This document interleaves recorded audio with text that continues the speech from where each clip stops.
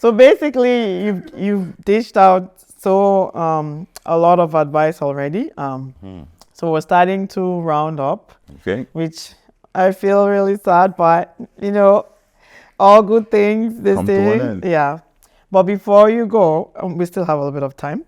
What is the future for Nnaemeka in terms of writing? I know, like you don't stop.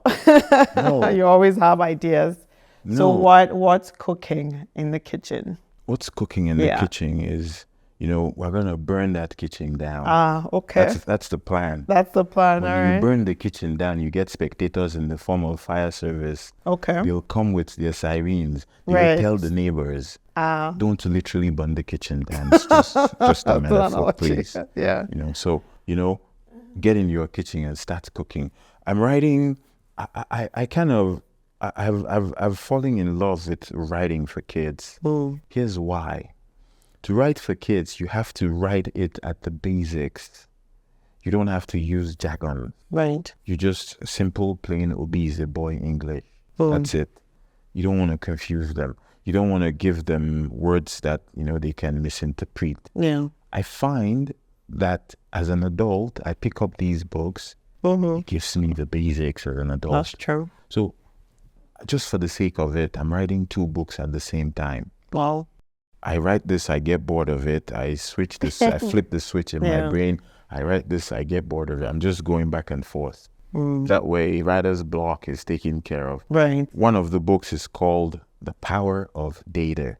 Why everyone should be a data analyst. The other one is Market Your Magic.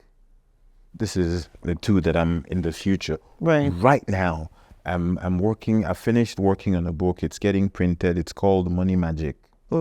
It'll come into Canada at some point, the hard copy. The goal is not to make money off of this. So that's why I'm printing it in Nigeria, to keep the cost low. Okay. So when it comes in here, I want everyone to get it. If there's 2 kids in your house, I want you to buy those 2. Why? You have 2 Bibles. You don't get your kids to share Bibles. So their finance should be taken as serious as their religious, obligations. So it's not going to be expensive. Where I will make money, of course, I'll make money from writing a book, but not in selling the book. It's in speaking engagements.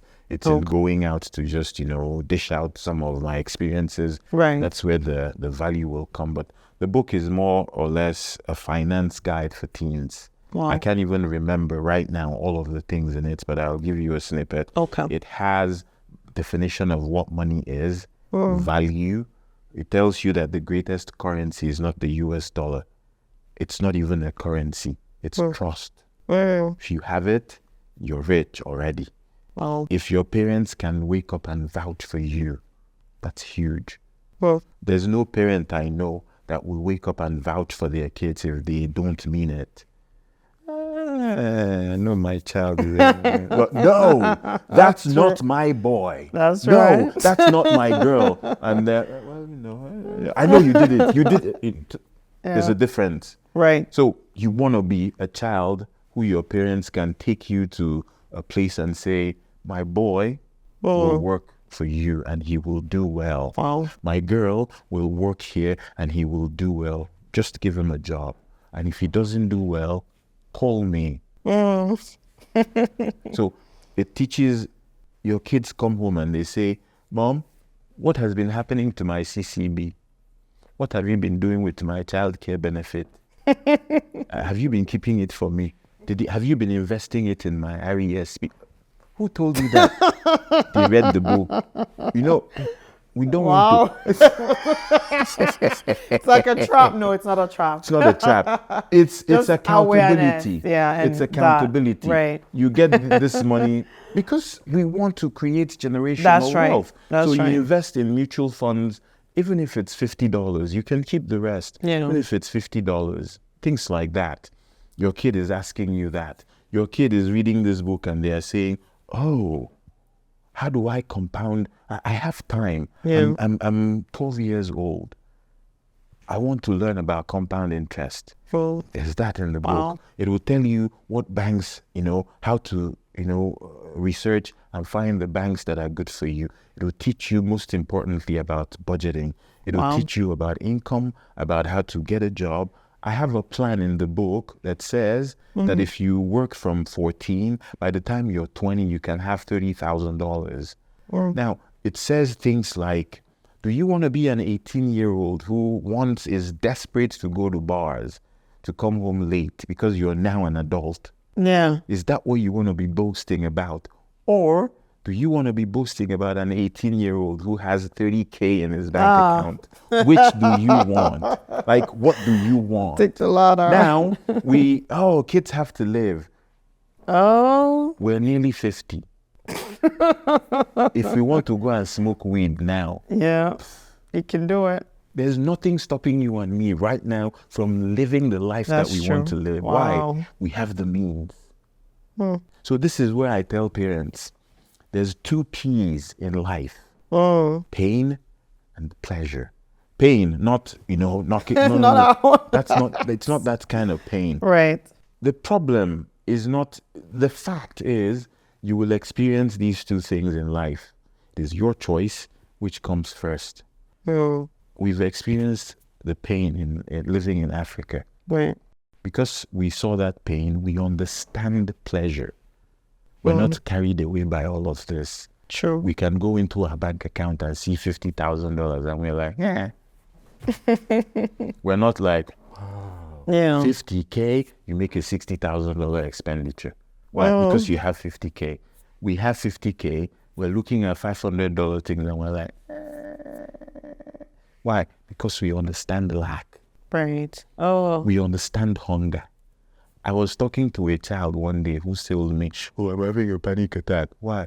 My battery is dying. What battery? Your phone. What? Yeah. And I said to her, hold on. Okay. Do you understand what it means to be hungry, to not have food?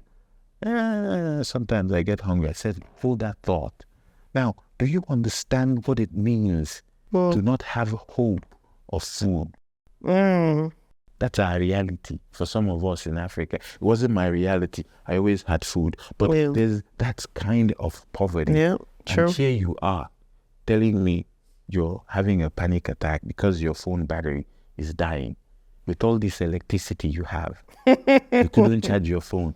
Whose fault is it that your phone wasn't charged? Me?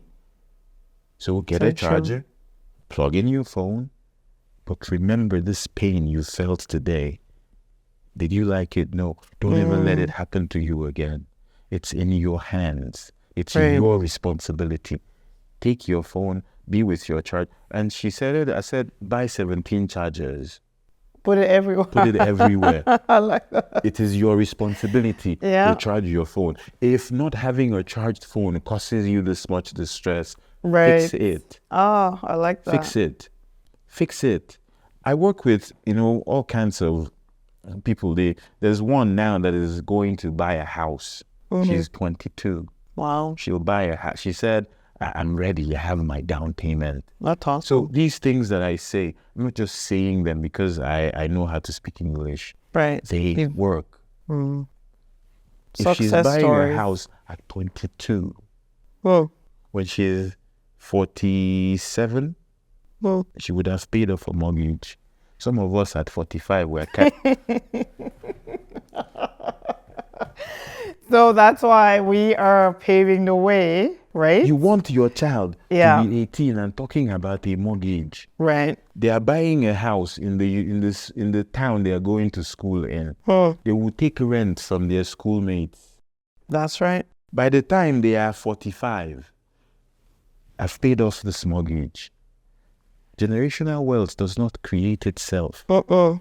It is the work you do that will bring it. That's right. Forget about the people who you are looking at and you're saying they have generational wealth. Someone did the work. We are here now. Yeah. We are here now. We've arrived. I told another person, I said, in Canada, if you want to be useless, the means is there. If you want to be useful, the means is there. That is true. Choose ye Choose the path that you want to walk on. That's right. So, that is wow. I love this. Wow. Okay. Well, there's we normally have our advice section and all of that. We'll just summarize that when we get there. So basically, we're paving the way for our kids. We have communities that have been in Canada for decades and centuries. Somebody did the work, right? They moved out here and they worked hard, they suffered.